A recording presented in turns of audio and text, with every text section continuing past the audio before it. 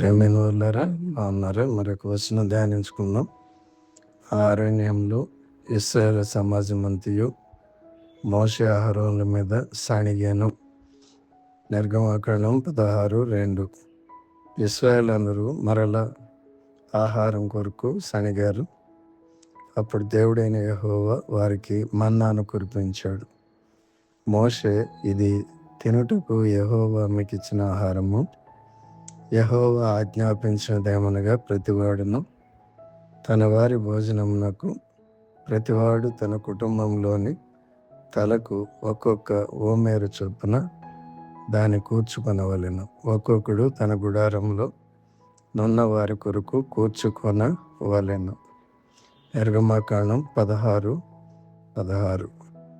ఈ మన్నా వారికి శారీరక మరియు ఆత్మీయ పోషణ నిమిత్తము ఇవ్వబడింది. అదేవిధంగా మన ఆత్మీయ ఆహారమైన మన్నా ప్రభువైన యేసుక్రీస్తు మరియు ఆయన వాక్యం. పరలోకం నుండి దిగివచ్చిన జీవాహారము నేనే. ఎవడైనను ఈ ఆహారం భుజించితే వాడు ఎల్లప్పుడూ జీవించును.